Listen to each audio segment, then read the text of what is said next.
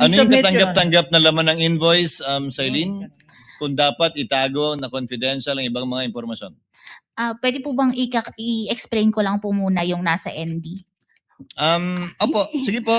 Kasi po ang hinihingan lang po namin ng official receipt and invoice, yung lang pong expense pertaining to purchase of supplies and provision of medical and food aid. Hindi po nabanggit yung sa rental ng safe houses. So sa rental, hindi kailangan. Hindi po. Ang hinihingan lang po namin ng official receipts at ng sales invoice is yung purchase of supplies and provision of medical and food aid. Na ginamit sa pagbigay ng reward. Doon po sa third quarter, hindi na siya reward. Naka-reflect na siya as supplies. Supply na. Opo, kaya doon po. Pero yung sa rental of safe house, in-accept naman yung acknowledgement receipt. So sa pananaw mo, hindi kailangan maging confidential yung binilan ng supplies. Kasi po ang confidential, di ba po pag bumibili tayo ng supplies, ng food, ng medicine, standard procedure po yung merong resibo na matatanggap from the establishment kung saan po natin binili itong mga supplies, food, and At sa pananaw mo medicine. nga, hindi dapat confidential yung binilhan. Yung pinagbilhan po kasi yung sa paggagamitan yung confidential expenses. Okay. You may proceed, Counsel. Okay. So, sige, ibahin na lang po natin, no? Gawin nating supplies, no? Halimbawa, pagkain. Supplier ng pagkain, no? Opo. Okay. Ano yung pwedeng tanggalin doon? Let's say, the supplier's name. Let's say, ABC Catering. Pwedeng tanggalin? Opo. Okay, tanggalin natin, no? Yung location ho, yung business address po ni ABC Catering.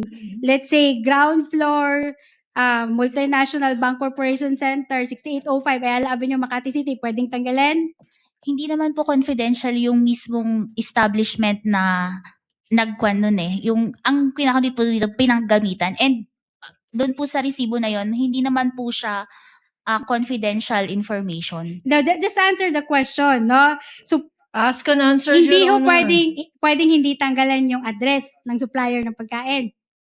Kasi Ask po, and answered, Your Honor. Asked and answered. Not yet, Your Honor. Not Counsel yet. asked and answered because It's she asked said, and answered. So, ang she answer said nyo that, doon ay hindi. counsels please. She said that when it pertains to the purchase of supplies, food, medicines, shares, if at all computers, the name of the entity where they purchased it is not confidential. Pero kung saan ginamit yon, kung sinong pinagbigyan, sinong pinakain, saan pinakain, yun yung confidential. Tama ba, Celine? opo, tama po.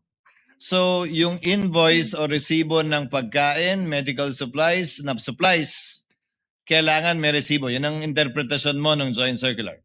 Opo, para ma-ascertain namin na talagang ginamit yon for purchases of supplies, food, and medicines po.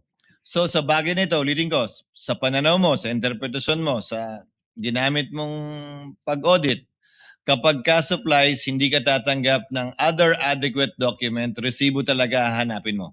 Opo, para mapatunayan na pinambili po talaga to ng supplies. And this is the same standard you're applying to other government agencies, not only the OVP and the DepEd. Opo.